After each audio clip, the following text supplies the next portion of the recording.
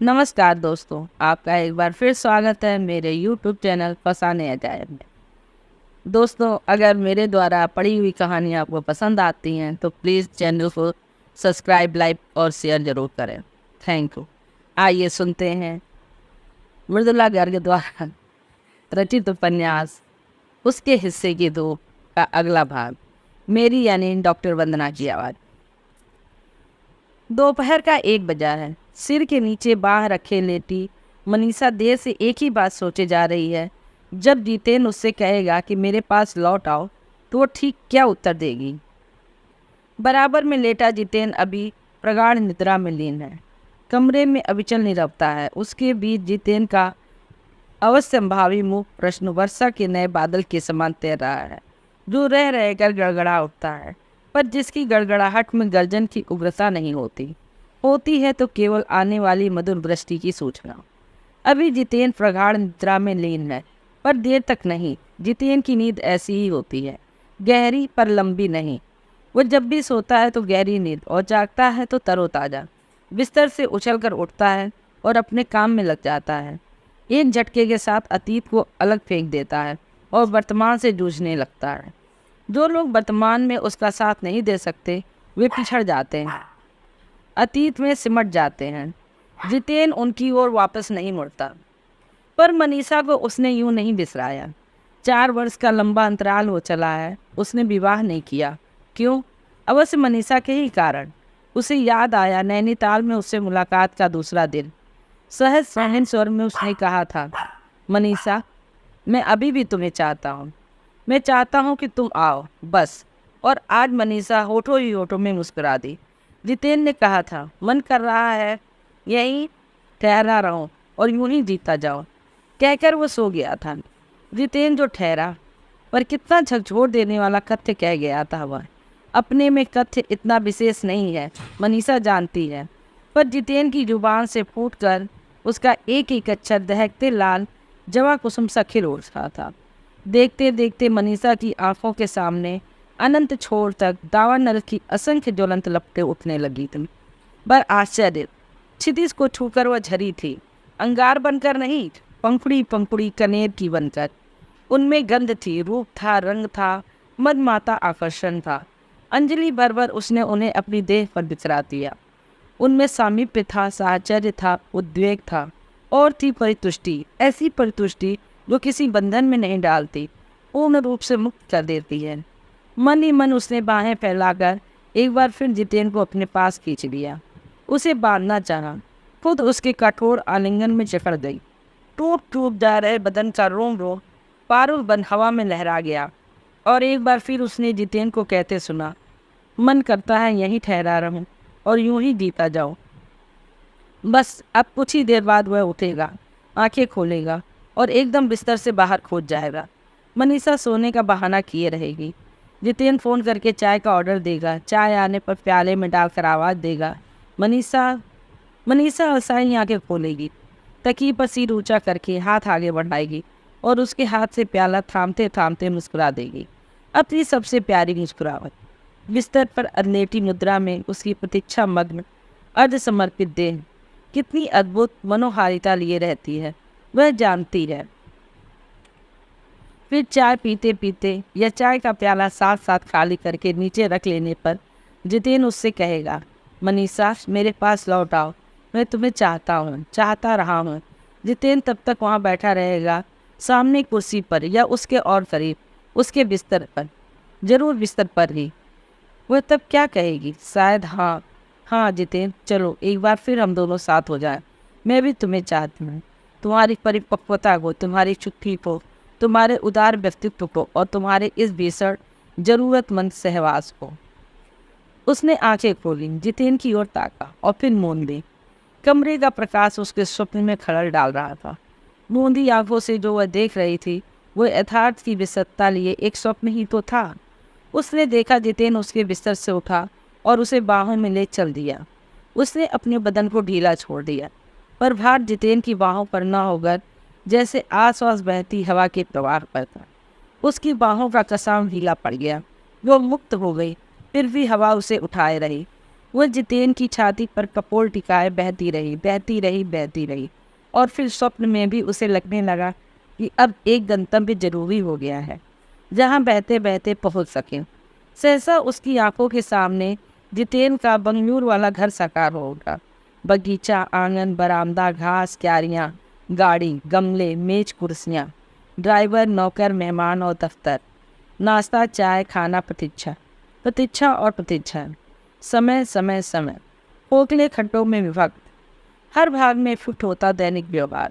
जितेन और उनके बीच खाने की मेज, जितेन और उसके बीच मेहमानों की कतार, जितेन और उसके बीच बासी मुख और क्लांत शरीर की दूरियां, जितेन और उसके बीच असंख्य मुख, शून्य क्षण। किस सिला से जा टकरा दिया उसने अपने स्वप्न को। सिहर कर उसने आंखें खोल दी। झकझोर कर जितेन को जगा देना चाहा। उसने हाथ बढ़ाया ही था कि पास मेज पर रखा टेलीफोन उत्कट स्वर में चित्कार कर उठा। मनीषा का बढ़ा हाथ उसकी ओर मुड़ गया। पल भर को वह झिझकी, उठाए या नहीं। निर्णय तक पहुंचने की आवश्यकता नहीं पड़ी। उससे पहले ही जितेन बिस्तर से कूदकर उसके पास पहुंच गया और रिसीवर उठा लिया। हेलो। जितेन की आवाज़ इतनी करारी और सुस्पष्ट थी कि विश्वास करना कठिन था वह आदमी अभी अभी प्रगाढ़ निद्रा से उठा है। हेलो मिस्टर राय।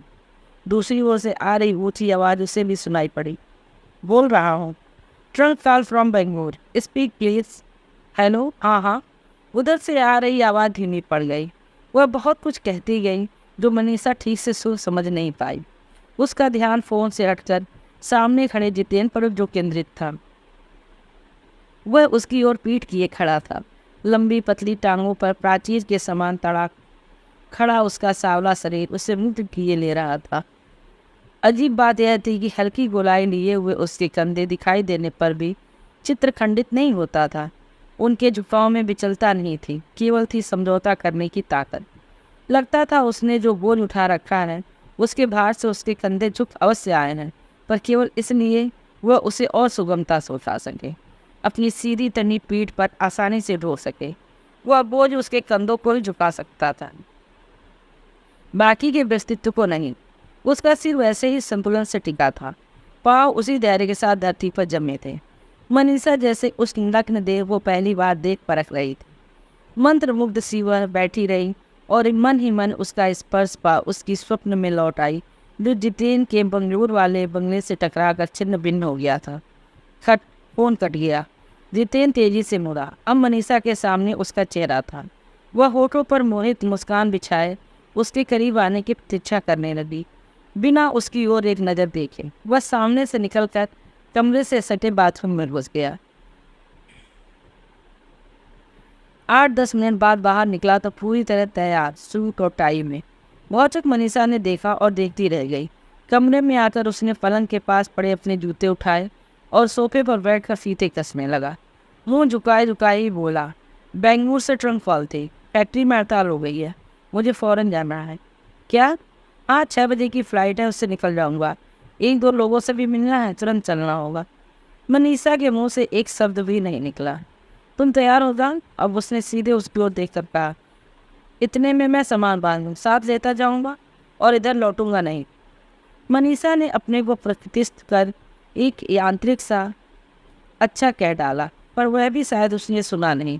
वह फ़ोन पर रिसेप्शन के बिल तैयार रखने की ताकीद कर रहा था।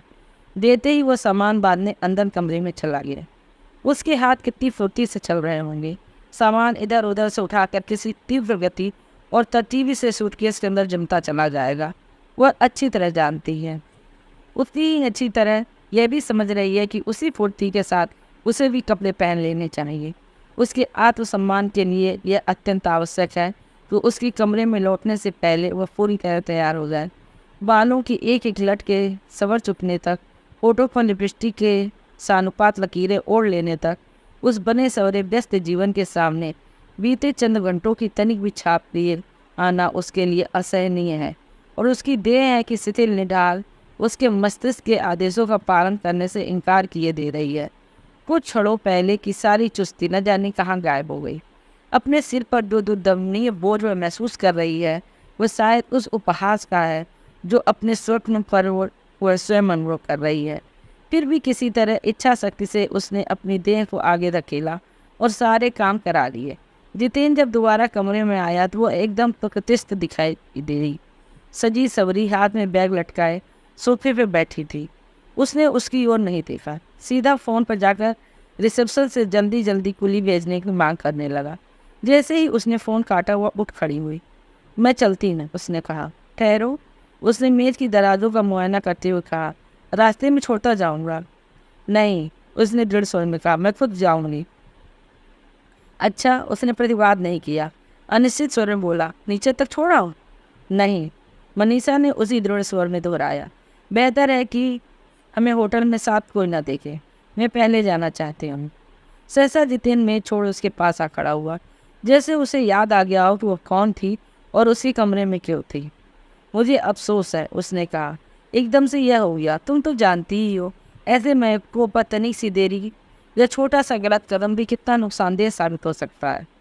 बिल्कुल, उसने कहा और दरवाजे की तरफ बढ़ गई। बहुत जल्दबाजी करनी पड़ी, उसने फिर कहा। नहीं तो? मनीषा तब तक दरवाज़ा खोल चुकी थी। वहीं से उसने कहा, वैसे भी मुझे 2 बजे तक घर पहुंचता था। अगली बार आऊँ तो? जितेन ने कहा तो स्वर से आग्रहान्वित लालसा झलक थी। मनीषा मुस्कुरा दी। भविष्य को अभी से मत बांधो, उसने कहा और दरवाजे से बाहर निकल गई। रक्तिम जवा कुसुम जब खिलता है तो एक मादक उस श्रृंखलता लेकर, पर दिन के अवसान के साथ साथ उसकी पकड़ियाँ सिमटती जाती हैं, सूखती नहीं, बस किसी बंदी गृह के अवसादपूर्ण वातावरण के समान कस जाती हैं। फिर न खुलने के लिए, देख कर क्षण भर के लिए भी भ्रम हो सकता है कि वह कलिका है जो खिलने के लिए आने वाली कल की प्रतीक्षा कर रही है, पर शीघ्र ही वह टूट जाता है। पता चल जाता है कि उसका संबंध आने वाले कल से नहीं, बीते हुए कल से है। अतीत का नीरस चिन्ह मात्र है वह। अब मनीषा सोच रही थी, क्या सचमुच वो जितेन के मुंह से वो प्रस्ताव सुनना चाहती थी? क्या वह उस खम ख्याली में खोकर केवल अपने अहम को संतुष्ट नहीं कर रही थी? यदि कहीं वह उससे निर्णय की मांग कर बैठता तो वह क्या उत्तर देगी? आखिर वह चाहती क्या है? येद की तरह जितेन और मधुकर के बीच लुढ़कते रहना? जितेन जो 4 वर्ष पहले था, यही अब भी है और वही सदा रहेगा। तब 4 वर्ष पहले ऐसा क्या हुआ था कि वो जितेन को छोड़कर मधुकर के साथ चली आई? क्या कहा था तब उसने? मेरा नूतन जन्म हुआ है जितेन, तुमसे विवाहित इन 2 वर्षों में मैंने अपने को तुम्हारे इतने निकट महसूस नहीं किया जितना इन 4 महीनों में मधुकर से किया है। 4 महीने क्या 4 दिन में ही कर लिया था जितेन। मैंने जीवन में पहली बार प्यार किया है और पाया है। उसके आग्रह को मैं नहीं ठुकरा सकती। उसको मिटाना खुद को मिटाना होगा। मैं जा रही हूँ मधुकर के साथ, मुझे जाना ही है। मुझे अफसोस सिर्फ इस बात का है कि मैं मधुकर से 2 साल पहले क्यों नहीं मिली। मिलती तो तुम और मैं दोनों इस व्यवस्थित विवाह के हादसे से बच जाते। तुम कह सकते हो मैंने तुमसे विवाह अपनी इच्छा से किया था, अब उससे अलग होकर मैं अपने कर्तव्य से च्युत हो रही हूँ। तुम कहोगे तो सत्य होगा, मैं इनकार नहीं करूँगी। प्रेम होता ही स्वार्थी है। इससे तुम्हें दुख हो तो मैं तुमसे क्षमा मांग सकती हूँ, पर अपना निश्चय नहीं बदल सकती। पर मैं नहीं सोचती तुम्हें सचमुच दुख होगा। वो दिल सूना अटपटा अवश्य लगेगा, फिर सब सामान्य हो जाएगा। तुम्हारे लिए मेरी यही प्रार्थना है कि तुम भी ऐसा प्रेम पा सको। कितनी निर्ममता के साथ उसने जितेन को अलग झटक दिया था, जैसे वह उसके और मधुकर के बीच खड़ी गारे की पतली कच्ची दीवार हो और कुछ नहीं। यह बातें भी जो अभी अभी सोच गई है, सब की सब कहाँ उससे कह पाई थी।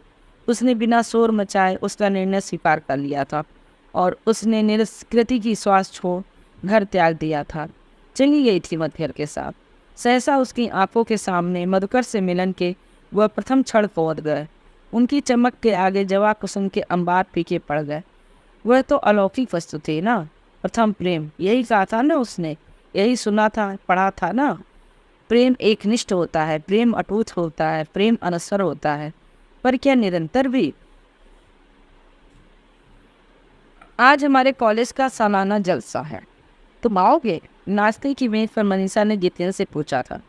कब? जितेन ने चाय का एक घूंट भरकर घड़ी पर नज़र डालते हुए पूछा। सुबह नाश्ते पर वह जल्दी में होता है और बहुत कम बात करता है।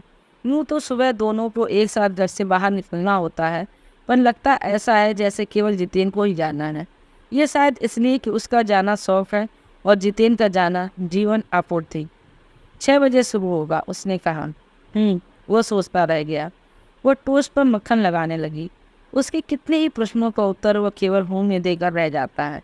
पहले वह सोचा करती थी वह उसी के प्रश्न पर गंभीरता से विचार कर रहा है और उसके उत्तर की प्रतीक्षा करती रहती थी। अब समझ गई कि उसके पास गहराई से सोचने के लिए अनेक महत्वपूर्ण विषय रहते हैं। मनीषा के रोज़मर्रा के छोटे मोटे प्रश्न अपने व्यस्त मस्तिष्क के किसी कोने में फेंक वह उन्हीं में लीन रहता है। अब अधिकतर वह उसके उत्तर की प्रतीक्षा नहीं करती। जब तक अत्यंत आवश्यक न हो जाए अपने प्रश्न दोहराती भी नहीं है। उसने टोस्ट पर मक्खन लगाकर चुपचाप खाना आरंभ कर दिया। तब देखा कि वह नाश्ता समाप्त करके कुर्सी पीछे खिसका रहा है। बसप्पा साहब का ब्रीफकेस गाड़ी में रख दो। नियमित आदेश देकर पुकार कर वह जल्दी जल्दी अपना टोस्ट निपटाने में लग गई, जिससे उसे दफ्तर जाने में देर न हो जाए। घड़ी में 9 बजने में 2 मिनट थे। ठीक 9 बजे जितेन घर से रवाना हो जाता है। मनीषा को रास्ते में उसके कॉलेज सेंट जोसेफ उतारता हुआ अपने दफ्तर चला जाता है। ठीक है, मनीषा ने सोचा, जलसे के बारे में बाकी बात गाड़ी में हो जाएगी। तो गाड़ी चलाने के कुछ देर बाद मनीषा ने कहा, तुम जलसे में नहीं आओगे? जितेन खाने की मेज पर से आज अखबार साथ लेता आया था। उसे ही पढ़ने में मग्न था। उसने शायद उसका प्रश्न सुना नहीं, अखबार पढ़ता रहा। मनीषा को गुस्सा आने लगा। इस उदासीन व्यक्ति के साथ रहते रहते 2 वर्ष से ऊपर हो गया, पर अब तक वह उसकी उदासीनता के प्रति पूरी तरह उदासीन नहीं हो पाई। तुम कॉलेज जाओगे या नहीं, बतला नहीं सकते? उसने ऊंची आवाज में कहा। क्या बात है? जितेन ने अखबार से नजरें उठाकर अचरज से उसकी ओर देखा। कितनी बार तो पूछ चुकी हूँ, कॉलेज में जलसा है, तुम आओगे या नहीं? क्या हो रहा है जलसे में? वह अब अपना ध्यान उसे दे रहा था, पर अब तक जलसे के लिए उसका उत्साह काफू हो चुका था। हमेशा यही होता है, वह प्रश्न पूछती है, जितेन उत्तर इसलिए नहीं देता क्योंकि उसे सुना ही नहीं होता है। वो खींच उठती है और चिल्लाकर प्रश्न दोहराने लगती है। जितेन आश्चर्यचकित अपमानित उसके अकारण क्रोध को देखता रह जाता है। मनीषा को अपने पर ग्लानि होने लगती है और उस पर पहले से भी अधिक खींच। नाटक, उसने बेमत से कहा। कौन सा? 3 पेनी ओपेरा। 3 पेनी ओपेरा किसने लिखा है? मैंने नहीं लिखा। जितेन औपचारिक से हंसकर चुप हो गया। साफ था कि उसे इस मजाक में मजाक कम और चिढ़ अधिक नजर आ रही थी। ब्रेख्त ने लिखा है। नाटक 6:30 आरंभ होगा, भाषण वाषण भी है। 9:30 बजे आएंगे, समाप्त होते होते। ड्राइवर आ सकेगा मुझे लेने? उसने एक सांस में पूरा विवरण हुआ दिया। हाँ, क्यों नहीं, आ ही जाएगा। और तुम? कह नहीं सकता, खैर देख लेना, वैसे तो तुम बोर ही होगे। अच्छा, आज काम है काफ़ी, ड्राइवर भेज दूंगा, ठीक रहेगा? उसे लगा अगर वह आग्रह कर कहे तो वह अवश्य आ जाए, पर उससे कहा कुछ नहीं। इस उदासीन जीव को मनुहार करके मनाने का मन कभी नहीं होता। वह चुपचाप बैठी कार की खिड़की से बाहर देखती रही। जितेन दोबारा अखबार में लीन हो गया। सहसा उसे जितेन से बेहद ईर्ष्या होने लगी। क्यों वह उसके समान व्यस्त नहीं हो पाती है? काम वो भी करती है, कॉलेज में पढ़ाती है, घर बार देखती है, कभी कभार कहानी भी लिख लेती है, फिर भी समय उसकी मुट्ठी में नहीं आ समाता, वैसे जैसे जितेन की मुट्ठी में समाया रहता है। जितेन समय को पके फल की तरह दोनों हाथों में थामता है और निचोड़ निचोड़ कर उसका इस्तेमाल करता है, इतना कि एक चूसी गुठली का वहाँ कुछ नहीं बचता जो वह मनीषा को अर्पण कर देता। और वह है कि समय के लंबे वृक्ष को पत्ता पत्ता टहनी टहनी कर तोड़ती है, सजाती है, संवारती है, फिर भी उसकी ऊंचाई कम होने में नहीं आती। वैसी की वैसी सामने खड़ी डरावनी डरावनी मुद्राएं बनाकर उसे डराती रहती है। बस कभी कभी जब जितेन अपनी निचुड़ी हुई गुठली लेकर उसके पास पहुँच रहा है तो उसमें बचे इने गिने रस बिंदु यूँ झरने लगते हैं कि उनकी फुहार से उत्पन्न धुंध वृक्ष की अंतिम छोर तक पहुँच उसे अपने बच्चे में छिपा लेती है। पर वह धुंध होती है, सुबह तक छट जाती है, फिर वही वृक्ष का लंबा लंबा टूट निकल कर उसे मुँह चढ़ाने लगता है। उसका मन हुआ चिल्लाकर उससे पूछे, क्या वो हम कभी इकट्ठे बैठकर इधर उधर की मामूली बातें नहीं कर सकते? क्यों हम एक दूसरे से यूं कटे कटे इस आलीशान कोठी की 4 दीवारी में पड़े सड़ रहे हैं? क्यों तुम समझ नहीं सकते कि समय मुझे पल पल करके खाता जा रहा है? पर गाड़ी रुक गई। उसकी कॉलेज का फाटक सामने था। ड्राइवर उतरकर उसका दरवाज़ा खोलने का उपक्रम कर रहा था।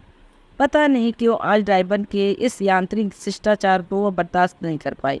दरवाजे तक उसका हाथ पहुंचने से पहले ही उसने भीतर से स्वयं धक्का मारकर दरवाज़ा खोल डाला और फिर वैसे ही धड़ाक से उसे बंद करके आगे बढ़ गई। उतर कर उसने सोचा, अच्छा ही हुआ जो उन बेकार के प्रश्नों को पूछने से पहले कॉलेज आ गया, वरना आज वो उन्हें पूछ ही बैठती। सुनकर जितेन को उनके बचकाने झूठ पर कितना आश्चर्य होता। इसका अनुमान वो अच्छी तरह लगा सकती है, क्योंकि वो स्वयं जानती है कि वे सारे इल्ज़ाम झूठे हैं। अनेक सामने हैं जो वह साथ गुजारते हैं, अनेक बार वह घंटों इकट्ठे बैठे रहते हैं, और जहाँ तक उस आलीशान कोठी का सवाल है, वो उसकी चारदीवारी के अंदर पड़े पड़े सड़ने का प्रश्न ही नहीं उठता। वह जानती है वहाँ हर प्रकार के आराम और सुकून का इंतजाम है। उन इल्ज़ामों को सुनकर उसकी जो प्रतिक्रिया होती, उसका अनुमान भी वह अच्छी तरह लगा सकती है।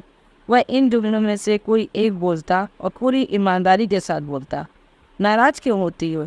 मैं कॉलेज आ जाऊँगा। कहीं चलना चाहती है? कल के लिए पिक्चर की टिकट ले आऊँ? लाल बाग चलूँगी इतवार को। तुम्हारे पास इतना टैलेंट है, इसका इस्तेमाल क्यों नहीं करती? उपन्यास लिख डालूँ या पीएचडी कर लूँ? समय का इस्तेमाल करना चाहिए, वरना वह सचमुच इंसान को खाने लगता है। मैं तुम्हें कुछ भी करने से नहीं रोकता। कोई नौकरी करना चाहती हो तो कर लो। वह जानती है ये सभी बातें सही और निर्विवाद हैं। इनसे उसकी बेचैनी घटने के बजाय बढ़ जाती है। बात यह है कि वे साथ बैठे हुए या अलग रहते अलग अलग ही हैं, और कष्ट की बात यह है कि इस अलगाव को सिर्फ मनीषा महसूसती है। रोष और आत्मदैन्य की मिली जुली भावनाएं लिए वह भीतर घुसी कि सुधा से दफा सामने पड़ गई। क्या मुखमुद्रा बना रखी है? आज क्लास में क्या पढ़ा रही हूँ? करुण रस या रौद्र रस? इसने कहा। तेरा सिर रस, मनीषा ने चिढ़कर कहा। ओ अवसर रस, सुधा बोली। न चाह कर भी उसे हंसी आ गई। पता नहीं तो हरदम हंसती कैसे रहती है, उसने कहा।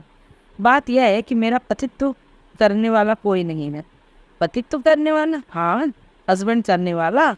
तो जब मैं बेकार की बात करती हूँ तो मुझे धकेल कर काम की बात की ओर कोई नहीं ले जाता, और जब मैं हंसना चाहती हूँ तो यह सोचकर गंभीर नहीं बनी रहती कि उससे मेरा पति यह अनुमान न लगा बैठे कि मैं आवश्यकता से अधिक प्रसन्न हूँ।